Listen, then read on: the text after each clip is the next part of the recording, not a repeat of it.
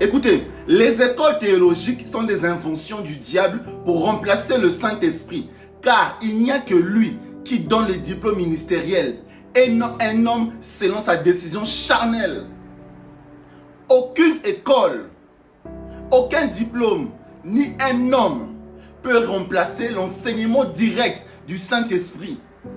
L'appel, la connaissance divine, ainsi que la puissance de Dieu ne viennent pas d'une formation humaine des hommes, mais d'une relation vivante avec Dieu. Jésus dit, le consolateur, le Saint-Esprit, vous enseignera toutes choses. Et encore, personne ne peut dire Jésus est Seigneur si ce n'est par l'Esprit. Aucun homme n'a donc le pouvoir de te donner un document qui te rend apte à servir Dieu, ni de t'attribuer un ministère selon sa formation humaine. Ces écoles de théologie intellectualisent la foi sans la puissance. Elles remplacent la révélation par des théories. Et elles forment des gens qui ne sont pas appelés, qui connaissent des versets bibliques sans connaître Dieu.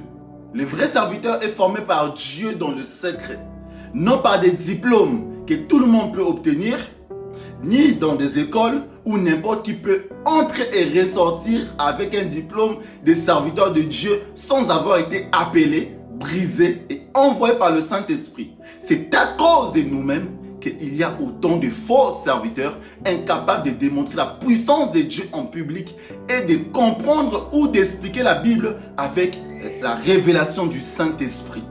Voilà pourquoi cette génération n'a plus la crainte de Dieu.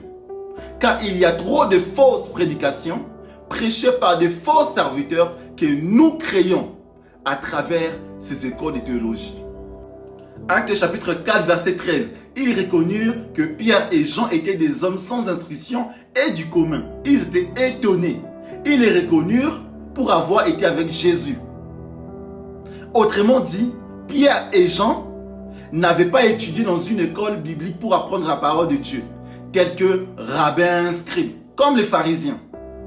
Ils n'étaient pas ordonnés par un homme. Ils étaient sans diplôme ni titre religieux. Mais malgré cela, ils parlaient avec autorité, vérité et puissance, ce qui étonnait les chefs religieux.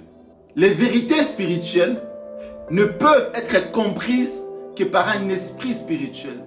Les choses de Dieu ne s'apprennent pas avec la tête, mais par révélation du Saint-Esprit. Un homme charnel peut entendre les mêmes paroles que toi, mais pour lui, ces paroles seront une folie. Il ne comprendra pas.